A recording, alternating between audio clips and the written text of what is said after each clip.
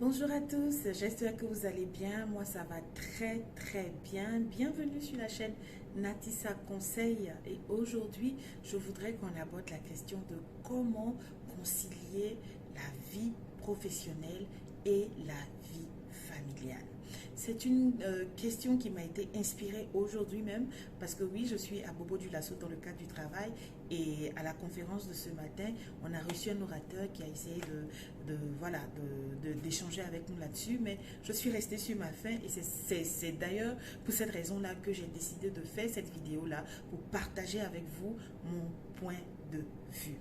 Alors, comment concilier la vie professionnelle et le travail? Moi, j'aime aller en profondeur.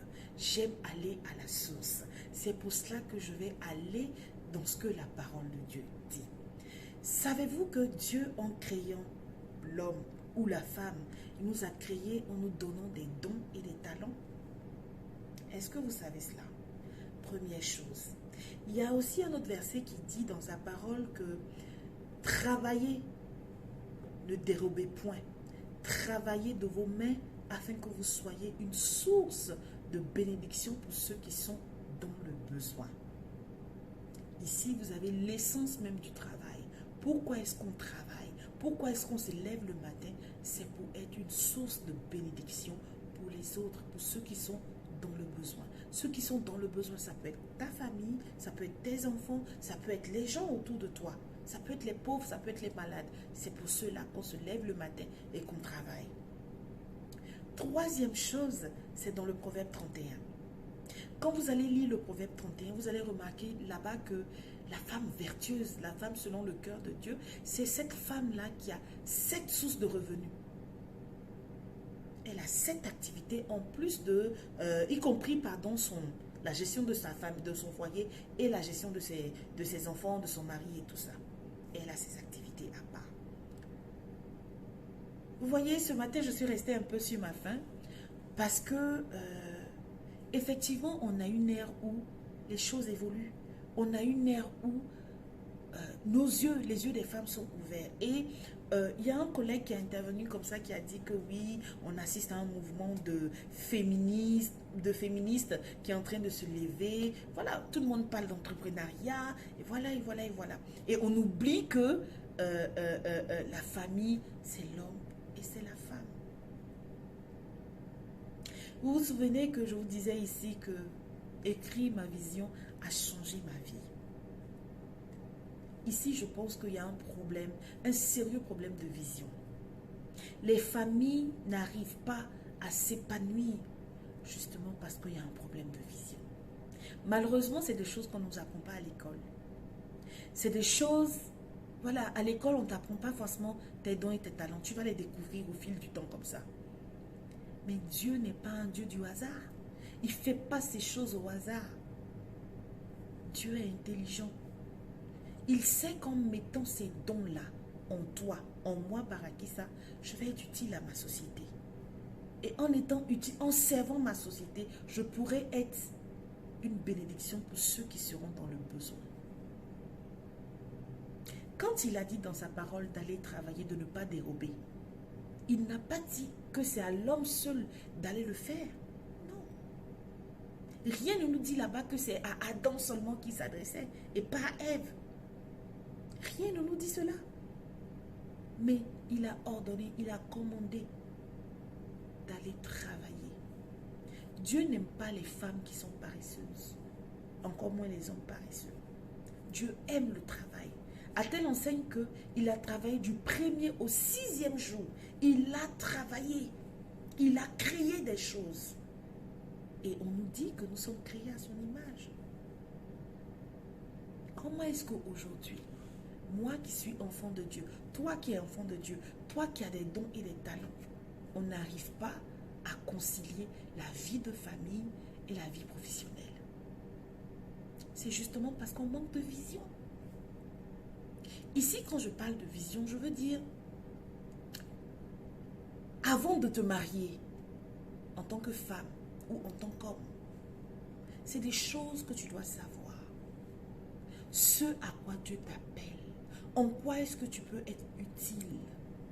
C'est des choses que tu présentes à ton futur conjoint ou à ta future conjointe. Je suis Barakissa Fofana, épouse Tamboura, ou future épouse Tamboura, si vous voulez. Mais je suis née pour aider les enfants à entrer pleinement dans leur destinée. Et toi, futur époux, à quoi est-ce que tu es utile? Je serai utile à aider les jeunes à définir une bonne carrière. Par exemple, vous mettez ces deux choses-là sur la table. Sachant que Dieu ne m'a pas créé que pour être... En fait, toi à la base en tant qu'époux, moi à la base en tant qu'épouse, sachant que Dieu ne t'a pas créé que pour faire des enfants ou que pour me faire à manger, mais ça va être facile. Alors que tu travailles dans ton champ, je travaille dans mon champ. Et nos visions vont forcément se croiser. Nos visions vont forcément se croiser. Pourquoi est-ce que vous croyez que les Blancs, ils font des sociétés familiales? Pourquoi est-ce qu'ils le font? Pourquoi est-ce qu'ils le font? Est-ce que vous vous êtes déjà posé ces questions? C'est justement pour transmettre des valeurs de mère en fille, de père en fille, mais aussi pour maintenir la cohésion familiale bien scellée. Bien scellée. Moi, je ne sais pas, en fait, je me pose la question, où est-ce qu'il est écrit que c'est seulement à la femme de découper les oignons? Où est-ce que c'est écrit, en fait? Que c'est seulement à la femme de garder les enfants. C'est sûr que tu es le pourvoyeur. Mais mon ami, si tu travailles en fonction de tes dons et de tes talents, penses-tu que tu ne pourras pas concilier ta vie de famille et ton travail? Je peux comprendre que dans un premier temps, ouais, tu vas te lever, tu vas aller chercher du boulot, tu vas... Mais oui, mais tout est question d'organisation, en fait. Tout est question d'organisation. Et ne soyons pas cupides. Ne soyons pas cupides. La cupidité crée les clashs dans les familles. On n'a pas suffisamment. C'est vrai que Dieu nous appelle à faire de grandes choses. Mais en même temps que Dieu nous appelle à faire de grandes choses, il nous appelle à être des personnes disciplinées. À être des personnes disciplinées. Autant ta femme est appelée à prendre soin des enfants à la maison, à cuisiner à la maison, à prendre soin de la maison, autant toi, cher monsieur, tu as cette capacité-là. Tu n'es pas manchot, tu n'es pas limité en rien du tout. Découper les oignons, mais attends, nos mères nous ont appris ça. Mais c'est pareil pour toi. Tu peux toujours apprendre. Si tu veux l'équilibre dans ta famille, dans ton foyer. C'est ça au fait. Il y a une vision qui est là. La vision, ce n'est pas me lever un matin et puis dire oui, je veux devenir écrivain. Non, la vision, ce sont les projets que Dieu a mis en moi. Que je vienne accoucher de ces projets-là, au fait. Pour lui, pas pour toi. Donc, avant que je ne sois Madame Tamboura, j'étais Barakissa, la fille de Dieu. Et une fois que je suis devenue Madame Tamboura, Barakissa ne doit pas mourir. Les projets de Dieu doivent être la priorité. Tu épouses une femme, pas pour être forcément ta ménagère. Ce n'est pas ce dont tu as besoin. Tu as besoin d'une aide. Une aide, c'est quoi? Une aide, c'est une personne qui vient comme ça dans ta vie, qui vient t'aider à faire quelque chose que tu avais déjà commencé à faire, au fait. Le travail, ce n'est pas ce n'est pas réservé qu'à l'homme. Ça fait partie de la vie d'une femme que des travailleuses. Que des travailleuses. Dieu veut ça pour elle. Dieu veut utiliser ta femme pour faire quelque chose pour son environnement. Ta femme ne te sert pas qu'à toi seul, frère. Il y a clash parce que tu n'as pas capté ça. Il y a clash parce que ta culture, ton éducation, ton environnement t'a dit que la place de la femme, c'est la cuisine. La place de la femme, c'est faire des enfants. Mon ami, crois-tu vraiment que Dieu a créé la femme que pour ça? Crois-tu vraiment que Dieu a créé la femme que pour ça? Faire des enfants et cuisiner pour monsieur. C'est que ça. Vous allez me dire que... non, chers époux, vous allez me dire que vous n'appréciez pas quand une femme arrive à mettre 5 francs sur la table. Vous n'appréciez pas cela. Je pense qu'en toute chose, il faut qu'on aille vraiment en profondeur, il faut qu'on aille à la base, à la source. Quelle est la vision de Dieu par rapport au travail? Quelle est la vision de Dieu par rapport au travail? Quelle est sa vision? Le travail, ça fait partie, ça participe à l'épanouissement d'un être humain. Ça participe à l'épanouissement de la femme. Une vraie femme n'aime pas rester assise à ne rien faire. Moi, perso, j'aime créer les choses. Donc, je suis tout le temps en train de créer des choses. J'aime ça. J'aime créer des choses. Tu vas me dire d'aller laver les assiettes, on va se faire par la bagarre. Mais tu vas me dire de m'asseoir et de créer quelque chose, je vais créer quelque chose. Ok? Donc, quand vous avez une épouse qui est en train de marcher dans sa destinée, ou quand vous avez un époux, parce que c'est valable aussi pour les époux. Quand vous avez une personne en face de vous qui est en train de marcher dans sa destinée, au fait, captez que c'est un projet qui est plus grand que vous. C'est un projet qui est plus grand que votre personne. C'est un projet qui est plus grand que le mariage. J'ose le dire parce que ça vient de Dieu. Tout comme le mariage est une institution divine. Les projets qu'il nous met à cœur viennent de lui. Donc, arrêtez un peu d'écraser vos femmes. Arrêtez aussi, vous femmes, d'empêcher vos hommes de marcher dans leur destinée. Chacun doit travailler dans son couloir, certes, mais à la maison.